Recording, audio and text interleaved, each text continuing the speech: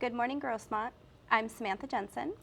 I'm Eric Lohmeier, and this is Griffin News. For our lead story, a local surfer didn't let a shark bite stop him from catching a wave. Samantha has more. An Ocean Beach surfer is in stable condition after being bitten by a shark off the coast of Bali this morning. Witnesses say 26-year-old Ryan Borman was waiting for a wave when a 6-foot bull shark swam up from behind him and chomped onto his elbow. Borman was either able to shake the shark loose or let go, but the damage was done and he was losing blood fast. He surfed a wave into shore before passing out from the painful wound.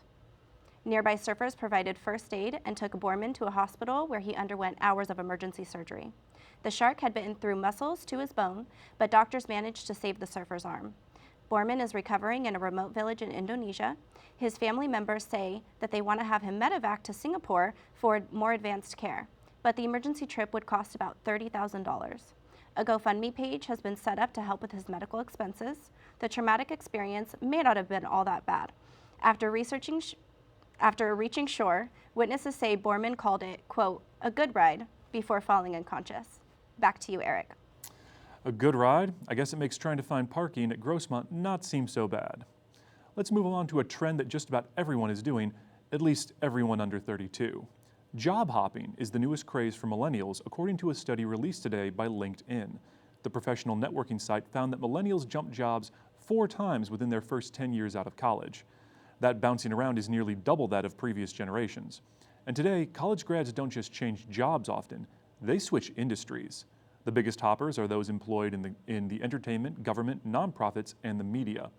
Millennials most likely to stay in their positions longer work in industries where they make things, such as cars, manufacturing, and oil. The trend doesn't appear to be stopping anytime soon. Younger millennials who graduated from 2006 to 2010 are on track to surpass 4 job changes by the time they celebrate their 32nd birthday. Next up, Samantha has an update that may affect your plans to procrastinate writing that research paper. That's right, Eric. Comcast says it's raising its limit on how much Netflix customers can binge on. Starting June 1st, Comcast will more than triple the monthly data limit before internet surcharges kick in. In certain markets, customers can watch up to a terabyte of data, which is equivalent to streaming 700 hours of high-definition video each month. A larger family that streams video and music on multiple devices simultaneously will hit the limit sooner. The previous cap was 30 gigabytes, or about 5 hours of streaming a day. CEO Brian Roberts compared it to buying more gasoline after driving long distances or paying higher electricity bills for running their air conditioner. He says customers who use more broadband data should pay more. But fear not. Comcast executives claim the majority of their customers will never reach a terabyte of data in 1 month. So binge on, people. Binge on. Now, Eric takes us down under for news of a daring nighttime escape. The rumors are true, Samantha. Inky is out. Inky, an octopus about the size of a basketball, has bolted from his tank at the National Aquarium and is at large somewhere in Hawke's Bay in New Zealand. Judging from the octopus's tracks, experts say Inky squeezed through a small gap at the top of his tank, flopped to the floor, then slithered about 8 feet overland to slide down a 160-foot drain pipe that fed back into the ocean. Marine biologists are not surprised by this breakout. Octopuses have complex brains and have been known to open jars and use coconut shells to build shelters on the ocean floor.